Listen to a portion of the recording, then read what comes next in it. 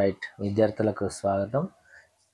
ఈ లెక్కను కూడా మీరు ముందుగానే ఒకసారి ట్రై చేయాలి. మీరు ట్రై చేసిన తర్వాత నేను చెప్పేది అంటే మీకు అర్థమవుతుంది. ఏమైనా తప్పులు పోయింటే ఈజీగా మనం తప్పులు మరోసారి చేయకుండా అర్థం చేసుకునే అవకాశం ఉంటుంది. మీరు ముందు సూత్రం మీరు ఏదో ముందే పాజ్ చేసి ఆలోచించండి. ఆలోచించిన తర్వాత నేను సూత్రం చెప్తున్నా. సూత్రం వినండి. రైట్, ముందుగా మీరు ఆలోచన చేసిన తర్వాత నేను చెప్పిన సూత్రాన్ని కరెక్టా కదా, వచ్చిందా లేదా చెక్ చేసుకోండి. సో సూత్రం ఏంటంటే నగదు చిట్టా ప్రకారం బ్యాంకు నిల్వ, క్యాష్ బుక్ ప్రకారం బ్యాంకు నిల్వ,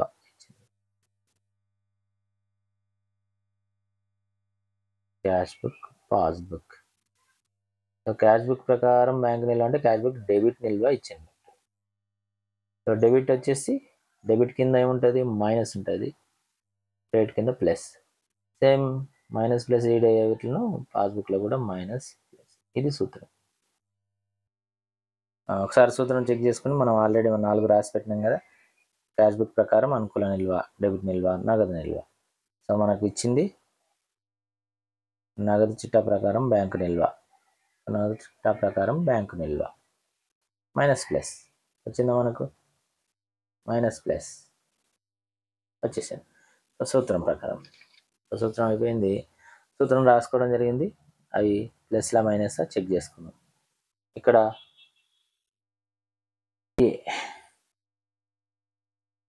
ఏ చూడండి, ఏ అయిపోయింది. బి 25/12/22 జారీ చేసిన 25,000 చెక్కు 5/1 తర్వాత బ్యాంకులో దాఖలైంది.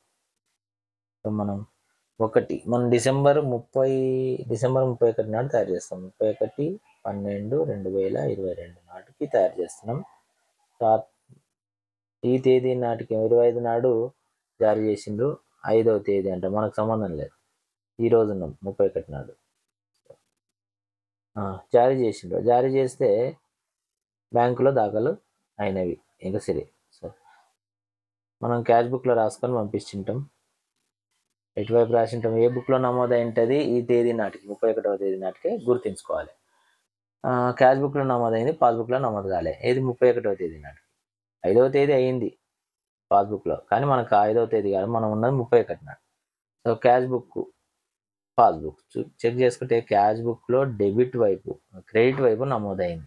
జారీ చేస్తే క్రెడిట్ వైపు, డిపాజిట్ చేస్తే డెబిట్ వైపు. సో జారీ చేసినాము, క్రెడిట్ వైపు నమోదైంది. క్రెడిట్ వైపు నమోదైందంటే సూత్ర ప్రకారం ప్లస్లో రాయాలి. వచ్చేసి 25,000.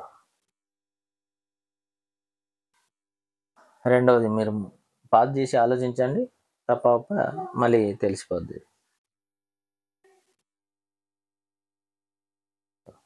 రెండవది ఏముంది, 21/12 నాడు బ్యాంక్లో డిపాజిట్ చేసిండ్రు.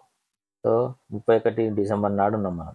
సో ముందే డిపాజిట్ చేస్తే చెక్కు 8/1 ఈ డేట్ కంటే కాదు, తర్వాత జాయిన్ అయింది, తర్వాత అనాదరణ పొందిందంట, అది మనకు సంబంధం లేదు. సో క్యాష్ బుక్లో మనకు నమోదైంది. ఏం చేసిండ్రు, బ్యాంక్లో డిపాజిట్ చేసిండ్రు. డిపాజిట్ చేసినామంటే క్యాష్ బుక్లో నమోదు చేసి బ్యాంకులో ఇచ్చినాం. బ్యాంకులో ఆదరణ పొందితేనే రాస్తాడు, అనాదరణ పొందితే రాయడు. సో మనం అసలు ఆ డేట్ నాటికి ఆదరణ పొందిందా అనాదరణ పొందిందా మనకు తెలియదు. కాబట్టి ఈ 31వ తేదీ నాటికి మనకు తెలియదు ఆదరణ పొందింది అనాదరణ పొంది. 8వ తేదీ నాడు తెలుసు, కానీ మనం 31 నాడు ఉన్నాం. సో మనమైతే రాసుకొని పంపినాం, పాస్బుక్లో నమోదు కాలే. మనం ఎటువైపు రాసింటాం, డిపాజిట్ చేసినాం కాబట్టి డెబిట్ వైపు రాసింటాం, పాస్బుక్లో నమోదు కాలే.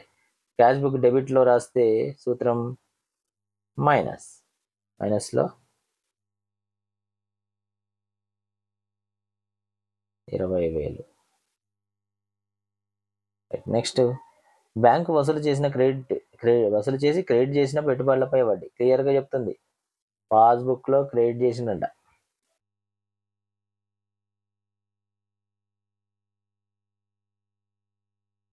ఇక్కడ చేసింది.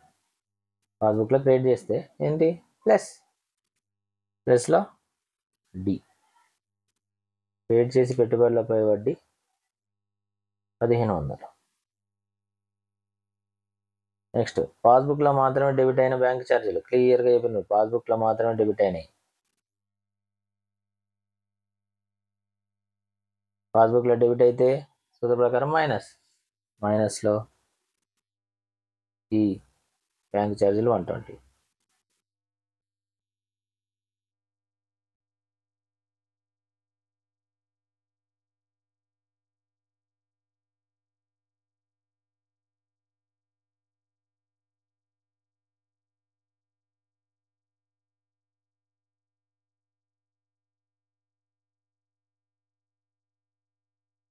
ఆన్సర్ వచ్చేసి 74,380.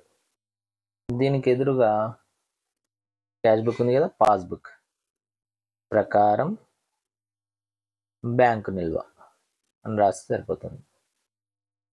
సరే, సో ఈ విధంగా మీరు ఇంకా వేరే లెక్కలను కూడా ప్రాక్టీస్ చేసుకోవచ్చు. చాలా ఈజీగా ఉంటాయి. మొదట సూత్రం రాసుకోవాలి. సూత్రం కూడా 4 రకాల సూత్రాలు నేను ఆల్రెడీ రాయించి చూపించిన. మీరు ఆ 4 సూత్రాలను మళ్ళీ ఒకసారి ప్రాక్టీస్ చేసి మొదటి వీడియోలో ఉన్న వ్యవహారాలు ఏ పుస్తకంలో ఎటువైపు నమోదవుతాయి అనేది మనం ఒకసారి బాగా రివైండ్ చేసుకోగలిగితే ఈ లెక్కలు ఈజీగా చేయొచ్చు. కేవలం 5 నిమిషాల్లో. అంటే 3 వరుసల నగదు చిట్టాకు ఇది ఆపోజిట్ అనమాట. ఇది ఈజీగా వస్తుంది. పట్టికను ఈజీగా చేయొచ్చు, కొంచెం ఆలోచన చేస్తే 5 నిమిషాల్లో కంప్లీట్ చేయొచ్చు. అదే 3 వరుసల నగదు చిట్టా 10 నిమిషాల టైం పడుతుంది. ముందే పట్టికేసుకొని ఉండాలి. మీరు ఆలోచన చేసి ఈజీగా ఉండే లెక్కలను ఈజీగా మీరు ప్రాక్టీస్ చేస్తే ఈజీ అయిపోతాయి.